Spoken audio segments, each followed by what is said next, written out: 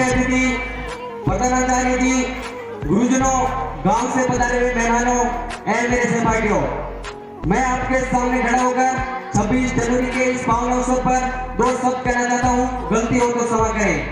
भारतीय इतिहास के दो स्वर्णिम दिन 15 अगस्त और 26 जनवरी को स्वतंत्रता दिवस व गणतंत्र दिवस मनाते हैं। मैं आज 26 जनवरी के इस अवसर पर आपके बीच कुछ शब्दों को रखूंगा। तय आपको करना है कि मैंने कितना सही कहा है और आपने कितना सही सुना है। ये आज का दिन किस लिए है? किस लिए है आज का दिन? केवल फेसबुक, व्हाट्सएप पर पोस्ट करने का दिन नहीं है। इस दिन आपको बताना होगा कि हम भारतीय हैं और हमारे मन में राष्ट्रभक्ति रहती है, राष्ट्रभक्ति बसती है। क्या हमारे दिल में राष्ट्रभक्ति है? क्या हमारे दिल में देशभक्ति है? या फिर यही कि चलो फोन उठाते और आज 26 जनवरी है, गणतंत्र दिवस है, फेसबुक पर एक पोस्ट कर देते हैं और सभी देशवासियों को 26 जनवरी की हार्दिक बधाई दे देते हैं। क्या यही पर सिमट के रहेगी हमारी देशभक्ति? क्या उन शहीद चंद्रशेखर आजाद और उन भगत सिंह का यही भाव था? क्या उनकी यही कल्पना थी कि हम लोग यही पर सिमट के रह जाएंगे?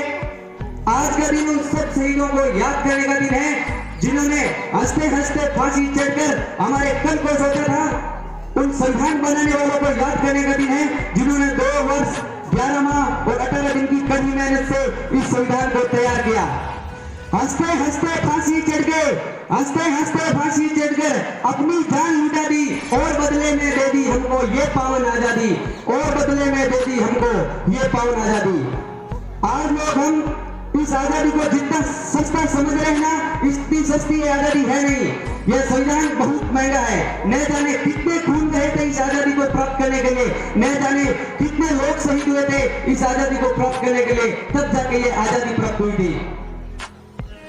कुछ लोग देशभक्ति को अपनी ही परिभाषा में डाले हुए हैं। उनके अनुसार एक दूसरे की मार काट करनी ही देशभक्ति है। क्या यही देशभक्ति है? आजकल हमें यही देशभक्ति है कि हम अपने ही भाइयों को खून बहाने जा रहे हैं। नफरत दूरी है, न पालो इसे, दिल में जिगर है निकालो इसे, न इसका न उसका न तेरा न मेरा, वतन सबका है संभालो इसे।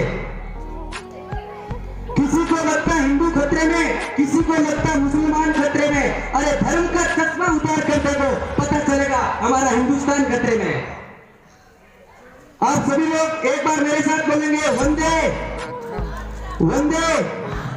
ये आज वंदे मातरम बोलते वक्त हमारा कितना सुंदर चेहरा दिखाई देता है, लेकिन ब्रिटिश शासन की वो जेल जिसमें चंद्रशेखर आजाद ने यही वंदे मातरम का नारा दिया था, तो ब्रिटिश मजिस्ट्रेट ने उसे 14 घंटे लगाने की सजा दी थी और प्रत्येक बेंच पर चंद्रशेखर आजाद ने वंदे मातरम वंदे मातरम वंदे मातरम का नारा दिया था। और ये आज वंदे मातरम का नारा निकलना हमारे मुंह से कितना कठिन हो गया है। आज इस वतन की बागडोर हमारे हाथों में है।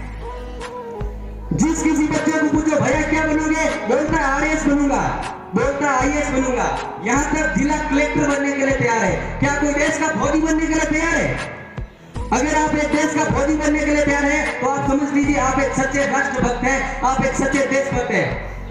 अगर कोई आरएएस आईएएस बनने जाए तो मन में यही भावना रहती है कि हमें तो केवल घूस लेनी है, हमें क्या मतलब इस देश से, हमें क्या मतलब इस दुनिया से। अरे आजादी कितनी महंगी है, कितनी मुश्किल से ये आजादी प्राप्त हुई है। न जाने इस आजादी को हमारे हाथ में लाने के लिए कितने हाथ कट गए, तब जाके हमें ये आजादी प्राप्त हुई थी। अब ये देश की बागडोर हमारे ही हाथों में है, हमें इस देश को आगे ले जाना है, लेकिन घूस वाली गोली से नहीं, बल्कि देश को सच्ची ईमानदारी के साथ आगे बढ़ाना है। हर भारतीय को यही सोच रखनी चाहिए कि हमें देश के लिए कुछ करना है। देश को कागज के टुकड़े जैसे नहीं समझो, देश में कुछ करने की भावना रखो। अरे वो सैनिक जिसने जब यह कहा आंखों में आंसू आ गए, मैं किसी कचरे की खुशबू को महकता छोड़ आया हूँ, मैं किसी कचरे की खुशबू को महकता छोड़ आया हूँ, मैं किसी नैनी सी चिड़िया को चहकता छोड़ आया हूँ। ए भारत माँ मुझे अपने सीने से लगा, मैं अपनी माँ की बाहों को तरसता छोड़ आया हूँ, मैं अपनी माँ की बाहों को तरसता छोड़ आया हूँ। अगर आपको देश में कुछ करने का संघर्ष है तो आप एक ही बने, वो है भारतीय फौजी। अगर आप प्रशासनिक अधिकारी बनना भी चाहें तो ऐसे कर्मनिष्ठ बने कि देश को उसका लाभ पहुंच सके, देश प्रगति कर सके, हमें लाभ पहुंच सके, हम आगे पहुंच सके।